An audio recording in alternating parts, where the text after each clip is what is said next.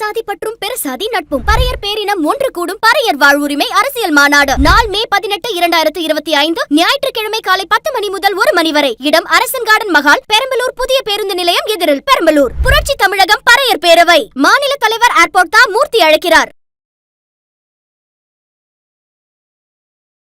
இந்த தமிழக அரசியல்ல இனி வருங்காலங்கள்ல என்ன மாதிரியான ஒரு தாக்கத்தை ஏற்படுத்தும் நினைக்கிறீங்க? மிகப்பெரிய தாக்கத்தை ஏற்படுத்தும் அப்படின்னு சொல்றதுக்கு இயலாது. ஏன்னு கேட்டீங்கன்னா, அவருடைய தம்பி ஒரு தும்பி வந்து இப்போ ஒரு கட்சி ஆரம்பிச்சிட்டாரு. இப்ப நான் சொல்றேன் கேட்டுக்கோ. சீமான் அவர்கள் தனிச்சு நின்றா மரியாதை கிடைக்கும். தனிச்சு நிக்காம இப்ப கூட்டணி போவோம்னு சொல்லி கூட்டணிக்கு போனார்னா மக்கள் நல கூட்டணி கதை தான் ஆகும். இதை எழுதி வச்சுக்கோ. சீமானோடு யாரும் போயிடாதீங்க, அப்படியே ஏப்பமிட்டு விழுங்கிடுவாங்க. நாம் தமிழர் கட்சி சீமானோட பேச்சை 1 மணி நேரம் ஒருவன் கேட்டானா அப்படியே அவன் நாம் தமிழர் கட்சிக்கு மாறிடுவான். அதனால சீமானோட கூட்டணி வைக்காதீங்கன்னு அச்சப்படுறாரு. ஆனா அதிமுகங்கிற அரசியல் கட்சி எப்ப பாரதிய ஜனதா கட்சியோட கூட்டணி போச்சோ அன்னைக்கே அது நாசமா போச்சு. அது பாட்டாளி மக்கள் கட்சின்னு பேரை வச்சுக்கிட்டு வன்னிய பேரவையினுடைய கூட்டமா தான் நடந்துச்சு. எங்கள் இனமே வா. அவர் நாயுடுல அவருக்கு ஆமா நாயுடுல அவங்க எங்க இதுல அவர் ஒரு நாயுடு. சோ அது எதையா ஜாதி கட்சி? திராவிட முன்னேற்ற கழகம் என்பது தமிழர்களினுடைய ஒட்டுமொத்த தமிழ்நாட்டை தமிழர் அவங்க எல்லாம் தமிழர் தான். நீங்க என்ன இங்க ஒருத்தர் எம்ஜிஆர் நினைச்சுக்கிட்டு தான் கட்சி ஆரம்பிச்சிருக்காரு பாரு. 3%, 4% ஓட்டு வந்தாலே பெரிய விஷயம். சீமான் அளவுக்கு அவரெல்லாம் நிக்க முடியாது. இப்ப நீங்க யார சொல்றீங்க? யார சொல்றேன்னு தெரியாது. நேரடியா சொல்லுங்க. விஜய் அப்படின்னு நேரடியா சொல்லுங்க. நீதான் சொல்றல. அப்புறம் பேரு நாம் தமிழர் தமிழ் தேச கட்சின்னு வையே. நாம் ஆந்திராவில் ஒரு தெலுங்கு தேசம் இருக்கும் போது தமிழ்நாட்டில் ஒரு நாம் தமிழர் இருந்தால் என்ன? கேள்விக்கு பதில்.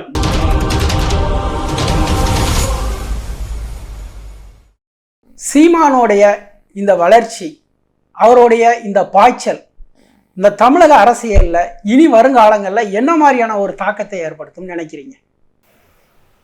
மிகப்பெரிய தாக்கத்தை ஏற்படுத்தும் அப்படின்னு சொல்றதுக்கு இயலாது. ஏன்னு கேட்டீங்கன்னா, அவருடைய தம்பி ஒரு தும்பி வந்து இப்போ ஒரு கட்சி ஆரம்பிச்சிட்டாரு.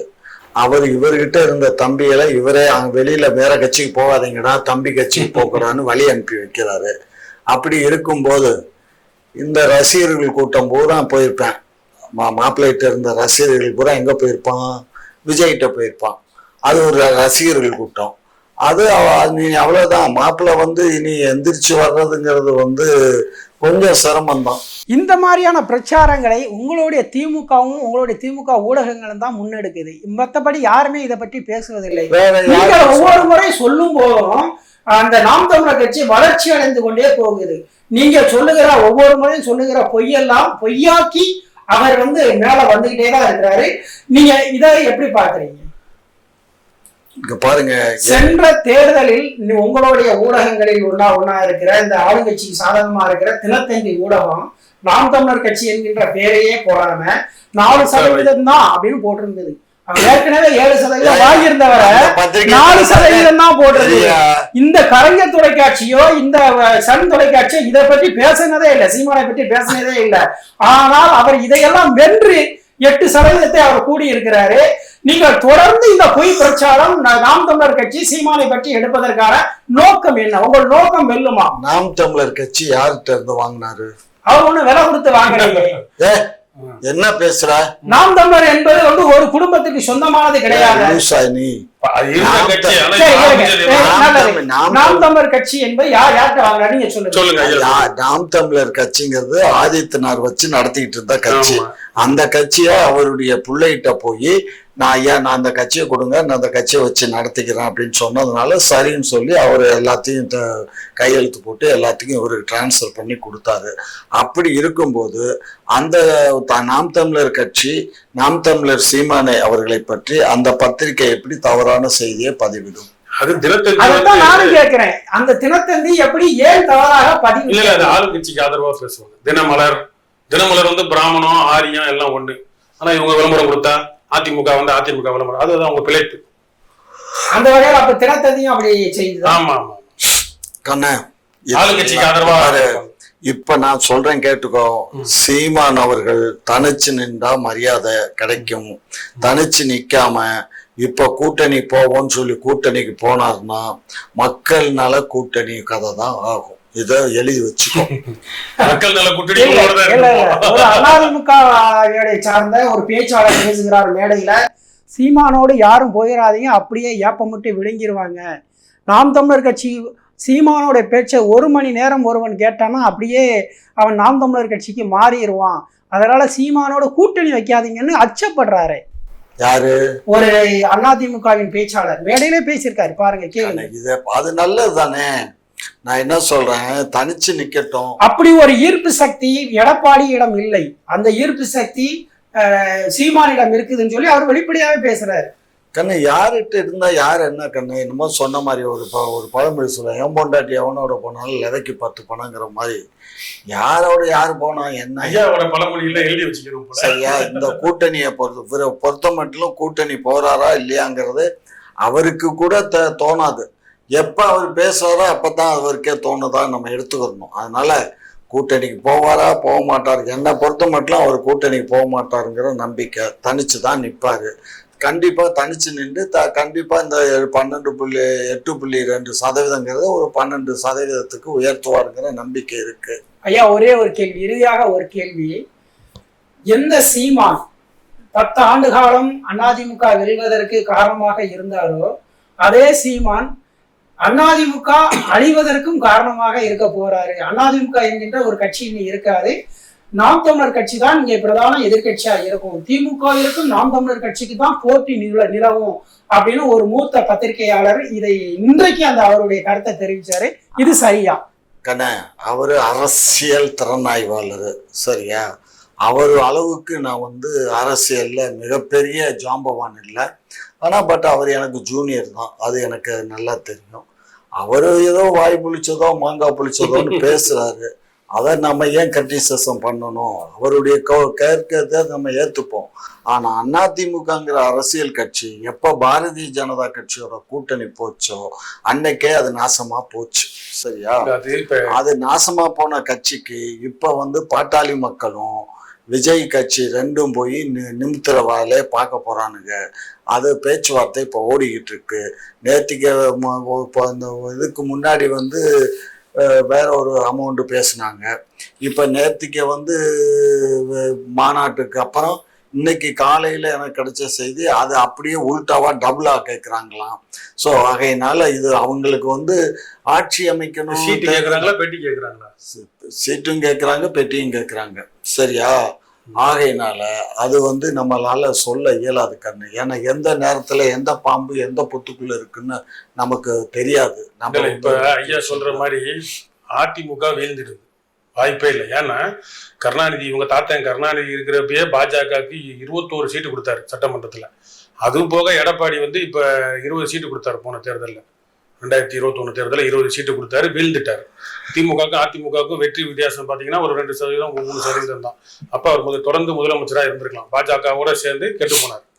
மத சிறுபான்மையினர் ஓட்டு சுத்தமாக அடிச்சிச்சு.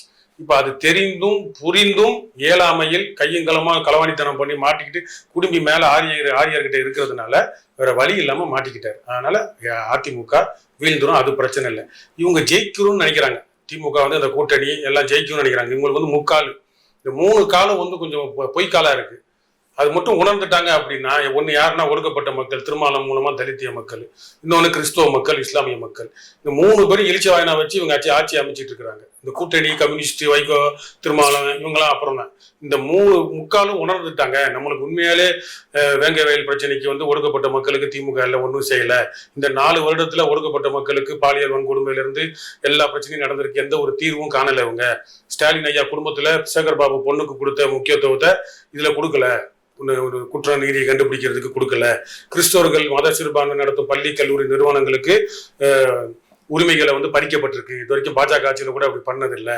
இஸ்லாமியர்களுக்கு வந்து அந்த என்ஐஏ போலீஸ் உள்ள போந்து கைதாகி இங்க இருக்க SDPI பல கட்சியாளர்களை கைது பண்றப்ப கூட வேடிக்கை பார்த்தாங்க. நம்ம என்னைக்குமே இவங்க நம்ம உரிமைக்கும் வாழ்வாதாரத்துக்கும் நிக்க மாட்டாங்கன்னு இந்த 3 பேரும் உணர்ந்துட்டாங்கன்னா இவங்க டவுசர் வந்துருச்சு.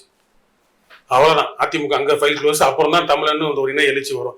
இந்த 3 முக்கால வச்சுக்கிட்டு 3 பேரும் ஏமாத்திக்கிட்டு இவங்க பிழைப்பு நடத்துறாங்க. சிறுபான்மையினர் பாதுகாப்பு, சமூக நீதி, பேதி, அது இது சுயாட்சின்னு போட்டு பாலிசை போட்டு இவங்க குடும்பத்தை வளர்த்துட்டு இருக்கிறாங்க. இந்த 3 பேரும் உணர்ந்துட்டாங்கன்னா முடிஞ்சு போச்சு.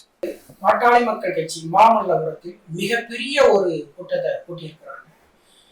மிகப்பெரிய எழுச்சி அப்படின்னு தான் சொல்லணும். கண்டு கட்டிய தூரம் மாதிரி அவ்வளவு இளைஞர்கள் கூட்டம் அந்த இதுல காணப்பட்டுச்சு. அவர்கள் இவ்வளவு பெரிய மாநாட்டை கூட்டி தங்கள் பலத்தை நிரூபிக்க வேண்டிய கட்டாயம் என்ன வந்தது?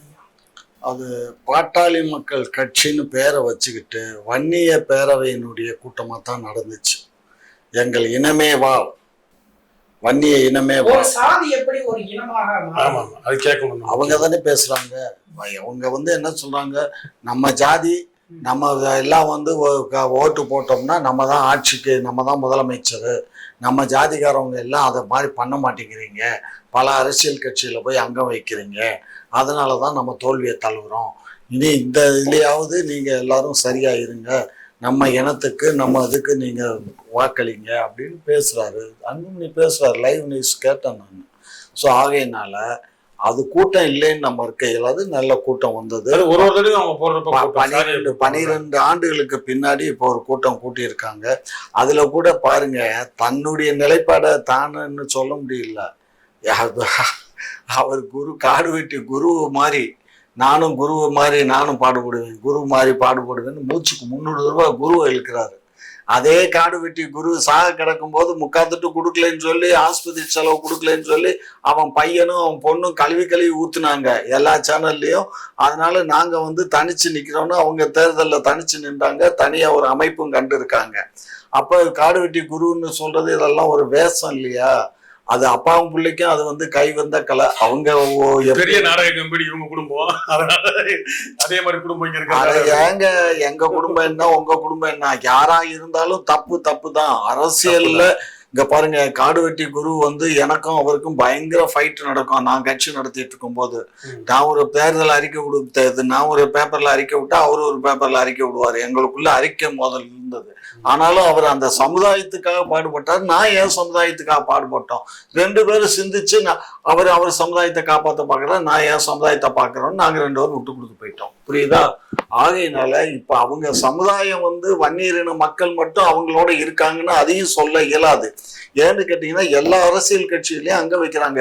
இப்ப வந்து சீமான்ட்ட வன்னியர் தம்பிகள் இல்லையா, அல்லது காங்கிரஸ்ல இல்லையா, அல்லது அதிமுகல இல்லையா, திமுகல இல்லையா, கம்யூனிஸ்ட்ல இல்லையா, எல்லா இடத்துலயும் தான் இருப்பாங்க. ஒரு மொத்தம் அவங்க விழுக்காடு வந்து இன்னைக்கு தமிழ்நாட்டுல வடக்கு மாவட்டங்கள்ல எடுத்துக்கிட்டீங்கன்னா ஒரு 35-40% மக்கள் இருப்பாங்க.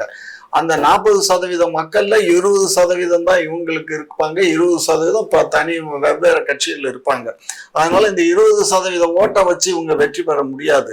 அப்ப அதுக்கு எடுத்துக்காட்டு தருமபுரியில அந்த அவருடைய பொண்ணு மருமகன் சௌமியா நின்றாங்கல்ல, என்ன வாங்கினாங்க ஓட்டு, சரியா?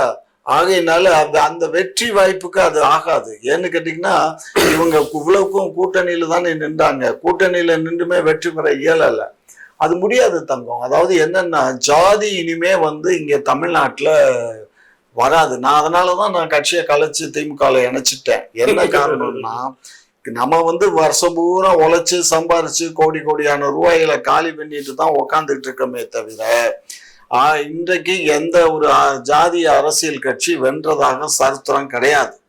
பொதுவான பொதுமக்கள் சீமான் நடத்துறாரு இல்லையா, அதுவும் அவர் பண்றதும் தப்பு. அவர் வந்து நாம் தமிழர்னு சொல்றாரு பாருங்க, அதுவும் தப்பு. ஏன்னா கிட்டத்தட்ட 70 ஆண்டு காலமா நாங்க சொல்றது எப்படின்னா, இந்த தமிழர்னு சொல்றது இதே இது வந்து ஃபெயிலியர் ஆனது. 2 பேர் நாம் தமிழர் வச்சு நடத்தினாங்க. ஒண்ணு கிரண்மணி நம்ம மாப்போசி விஞ்ஞான ஐயா பண்ணாரு. அதே மாதிரி மாப்போசி இவரு நம்ம தினத்தந்தி ஆசிரியர் சிவந்தியாத்தனுடைய அப்பா ஆதித்தன் அவரும் பண்ணாரு. ஆதித்தன் ஐயா பண்ணும்போது அவர்னால பண்ண முடியல. அதுக்கப்புறம் அவர் திமுகல வந்து இணைஞ்சாரு. திமுகல இணைஞ்சு அவர் என்ன பண்ணாரு, சபாநாயகரா வந்தாரு. அதுக்கப்புறம் அமைச்சரா வந்தாரு. அவரு காலம் அவரு தவறிட்டாரு. அதே மாதிரி மாப்போசியும் தனி இயக்கம் கண்டாரு, தமிழ் தேசிய இயக்கம். அவர்னாலையும் கொண்டு செல்ல முடியாம திமுகல இணைஞ்சு எம்எல்சி ஆனாரு. அப்புறம் மேலவையினுடைய துணை வந்தாரு சபாநாயகரா. ஆகையினால இது அதாவது ஒரு குறிப்பிட்ட இனம் மட்டும் இங்க முடியாது கண்ணு. பரவலா எல்லாத்தையும் ஒருங்கிணைந்து பண்ணினா தான் பண்ணணும். இல்ல இது வரைக்கும் திமுக ஆட்சியில ஒடுக்கப்பட்ட சமுதாயத்திலிருந்து அறநிலையத்துறையில எவனும் வரல. அப்ப குறிப்பிட்ட ஜாதி KN நேரு, KKSSR, ஆற்காடு வீராசாமி, ஒரு கருணாநிதி ஐயாவோட நிரந்தர அமைச்சர்கள்ல பேருக்கு ஒரு பறையன்ற மாதிரி SCன்ற மாதிரி ராசா, இன்னொரு வன்னியருக்கு ஒரு ஆளு, மத்த எல்லாம் யாரு? அப்ப அது ஜாதி கட்சி இல்லையா திமுக? எப்படி ஜாதி கட்சி? சொன்னாலும் யாரு சொன்னாலும் எல்லாம் எல்லாமே பொதுப்படையான ஆளுங்க. பொதுப்படையான ஆளு. ஏங்க என்ன பேசுறீங்க? என்ன ஜாதி அவங்க? என்னங்க ஜாதி? இப்ப இங்க பேர் KKSR வந்து ரெட்டியாரு, KN நேரு ரெட்டியாரு, ஏவாவேலு அவங்க நாயுடுல பல நாயுடு, புரிஞ்சுப்பாங்க. அதே மாதிரி இந்த இவரு வந்து ஒடுக்கப்பட்ட ஜாதியை சேர்ந்தவர் தான் இந்த தமிழ்நாட்டுல இருக்காரு, சென்னையில இருக்காரு அறநிலையத்துறை அமைச்சர். அவர் நாயுடுல அவரு, ஆமா நாயுடுல அவங்க எங்க இதுல அவர் ஒரு நாயுடு. சோ ஜாதி கட்சி நீ திராவிட முன்னேற்ற கழகம் என்பது தமிழர்களினுடைய ஒட்டுமொத்த தமிழ்நாட்டை தமிழ் இல்லாம அவங்க எல்லாம் தமிழர் தான்.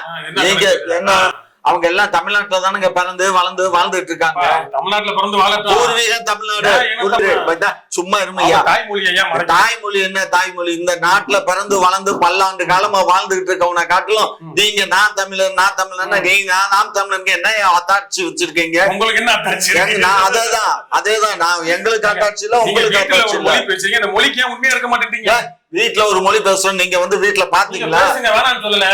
பாருங்க, நாங்க பேசுற மொழி என்னவா அமைச்சரா கூட இருங்க. நீங்க மட்டுமே அமைச்சரா நிரந்தர அமைச்சரா இருந்துகிட்டு மத்தவங்களை பார்த்து ஜாதி கட்சின்றீங்க. நீங்க தான் ஜாதி. இங்க பாருங்க, நீங்க ஒரு விஷயம் புரியாம பேசுறீங்க. திராவிட முன்னேற்ற கழகங்கிறது எல்லா மக்களும் அங்க வைக்கக்கூடிய அமைச்சர்ல இது வரைக்கும் ஒரு பறையர் இல்ல ஒரு தெலுங்கு தோட்டி இல்ல ஏதாவது பாப்போம். உங்க பெரியார் என்ன யாருங்க அந்த கேள்வி என்ன பண்ணாரு? இதான் சமூக நீதியா? பாருங்க, அந்த கேள்வி கேட்கறதுக்கு உங்களுக்கு எந்த ரைட்ஸும் கிடையாது.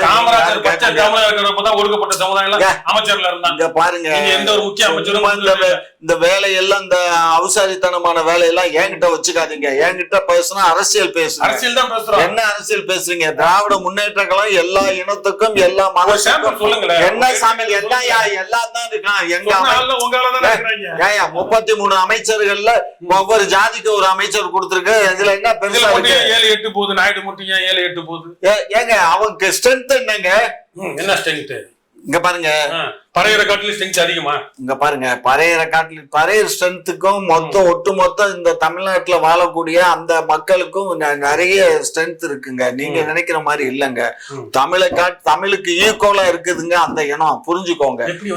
இந்த நாட்டை ஆண்டுகிட்டு இருந்தா ஐயா கருணாநிதி ஐயா இடஒதுக்கீடுல பிசில இங்க நாயுடுக்கு ரெட்டிக்கு எல்லாம் இங்க இருக்கிற பிள்ளைமாருக்கோ முதலியாருக்கோ செட்டியாருக்கோ கோனாருக்கோ ஆந்திரால பிசில இடம் இருக்கா?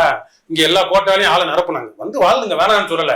எங்க உரிமைகளை வாங்கிட்டீங்க, இருந்துட்டீங்க. இதுக்கப்புறம் தமிழ ஆளுவோம் நாம் தமிழர்னு சொன்னா ஏறிட்டுனா அப்ப குசும்பு தானே அது. இங்க பாரு, நாம் தமிழர் உங்க எண்ணிக்கை அதிகமா நீங்க 80% கல்லாடுங்க. இருங்க, நான் ஒரு விஷயம் புரிஞ்சுக்கோங்க. நான் சொல்றது எதுக்கு சொல்றேன்? இவர் வந்து நாம் தமிழர்னு சொல்லி தமிழர்களுக்கு மட்டும் ஒரு கட்சி நடத்தினா, தமிழர்களுக்கு மட்டும் சொல்லலையே நாங்க. அப்ப ஆந்திராவில தெலுங்கு தேசம் என்று எப்படி ஒரு கட்சி இருக்கு? அதுக்கு பதில் சொல்லுங்க. அவனை பத்தி நமக்கு என்ன? தமிழ்நாட்டை மாத்திரம் பத்தி பேச, அவனை பத்தி அவனுக்கு எனக்கு என்ன? எப்படி ஆந்திராவில் தெலுங்கு தேசம் என்று ஒரு கட்சி உருவாக்கப்பட்டிருந்ததோ, அது ஆட்சி அதிகாரத்துல இருந்ததோ இருக்குதோ, அது போல இங்க தமிழ்நாட்டுல இவர் நாம் தமிழர், ஏன்னா இது தமிழர் நிலம், தமிழர் மண், தமிழ் மொழி பேசுகிற மக்கள் இருக்கிறாங்க, அதனால இது நாம் தமிழர் எல்லாரும் வந்து என்டிஆர் ஆயிர முடியாது, எல்லாரும் எம்ஜிஆர் ஆயிர முடியாது. இங்க ஒருத்தர் எம்ஜிஆர் நினைச்சுக்கிட்டு தான் கட்சி ஆரம்பிச்சிருக்காரு. பாரு 3% 4% ஓட்டு வந்தாலே பெரிய விஷயம். சீமான் அளவுக்கு அவரெல்லாம் நிக்க முடியாது. இப்ப நீங்க யார சொல்றீங்க? யார சொல்றேன்னு தெரியாது, நேரடியா சொல்லுங்க. விஜய் அப்படின்னு நேரடியா சொல்லுங்க. நீதான் சொல்றல, அப்புறம் என்ன மக்களுக்கும் புரியும். அடுத்து யாரு நான் தான் முதலமைச்சர்னு பேசுறாங்க. இவ்வளவு நாள் அரசியல் 14 ஆண்டு காலம் அரசியல் பண்ணிட்டு இருக்க 8.2% வச்சிருக்கக்கூடிய சீமான் கூட அடுத்து நான் தமிழகத்தினுடைய முதல்வரா வருவேன்னு சொல்லல. சரியா? 31ல நாங்க ஆட்சியை பிடிக்க முயற்சிப்போம் தான் சொல்றாரு. புரியுதா? ஆகையினால இப்ப அவர் வந்து எதிர்கட்சி வரிசையில உட்கார்றதுக்கு சான்ஸ் இவங்களா விட்டு கொடுக்கலானுங்க. என்னைக்கு இவன் வந்து பாரதிய ஜனதா கட்சியோட கூட்டணி போனாலும் நாசமா போயிட்டான். இப்ப அங்க வந்து பாட்டாளி மக்கள் போனாலும் அதுவும் நாசமா போயிடும். சரி, அதனால இது ரெண்டுமே போயிடுச்சுன்னா அப்ப சீமான் தான் எதிர்கட்சிய வரிசையில வர முடியும். ஆகையினால இது வந்துதான் அரசியல் நோக்கர்களுடைய கணிப்பு. புரியுதா? இவரு யாருடையும் கூட்டணி போயிடக்கூடாது, இவரு தனிச்சு நிக்கணும். அப்பதான் அவருக்கு அந்த 8.2ங்கிறது 12 சில்லறையோ அல்ல 14 சில்லறையோ வர்றதுக்கு சான்சஸ் இருக்கு. அப்படி வரும்போது என்னத்தையோ ஒரு 1000-500 ஓட்டு இழுப்பறியல்ல வெற்றி வாய்ப்பும் கிடைக்கலாம். சரியா? ஆகையினால திரு சீமான் அவர்கள் வந்து ஒரு இதை மொத்தம் மனசுக்குள்ள வைக்கணும். அதாவது நாங்க யாரும் தமிழனுக்கு எதிரி இல்ல. அவர் எந்த இடத்துலயுமே வந்து அப்படி பேசவே இல்லை. இங்க பாரு, அவர் பேசுறாங்க கட்சி பேரு நாம் தமிழன், தமிழ் தேச கட்சின்னு வையே. நாம் ஆந்திராவில் ஒரு தெலுங்கு தேசம் இருக்கும் போது தமிழ்நாட்டில் ஒரு நாம் தமிழர் இருந்தால் என்ன? கேள்விக்கு பதில். இங்க பாரு, அந்த ஆளு அங்க வச்சான், அந்த ஆளு என்டிஆர். என்டிஆர் ஆயிர முடியாது. எல்லாம் என்டிஆர் எல்லாம் எம்ஜிஆர் நினைச்சிட்டு நினப்புல தான் மிதப்புல தெரியுறீங்க. ஆனா உங்க மிதப்புல எல்லாம் இடி விழுவும். கவலை விடாத. உங்க மதப்புலயும் விழுவும். திராவிட மதப்புல அதை விடுங்க. எங்களை பத்தி கவலை இல்லைங்க. நாங்க தான் ஆட்சி பண்ணிட்டோம். நாங்க 6 முறை ஆட்சி பண்ணிட்டோம். இந்த முறையும் ஆட்சி வருவோம். எங்களுக்கு இந்த முறை தான் ஆட்சி. 2031லயும் நாங்க தான் ஆட்சிக்கு முயற்சிப்போம். வெற்றி எங்களுக்கா சீமானுக்காங்கிறத அன்னைக்கு பார்ப்போம். எதிர்தரப்பில் இருந்தாலும் சீமான் அவர்களுக்கு வாழ்த்து சொன்ன ஐயா அவர்களுக்கு நன்றி. பறையர் சாதி பற்றும் பெருசாதி நட்பும் பறையர் பேரினம் ஒன்று கூடும் பறையர் வாழ்வுரிமை அரசியல் மாநாடு நாள் மே 18, 2025 ஞாயிற்றுக்கிழமை காலை 10 மணி முதல் 1 மணி வரை. இடம் அரசன் கார்டன் மகால், பெரம்பலூர் புதிய பேருந்து நிலையம் எதிரில், பெரம்பலூர். புரட்சி தமிழகம் பறையர் பேரவை மாநில தலைவர் ஏர்போர்ட் தா மூர்த்தி அழைக்கிறார்.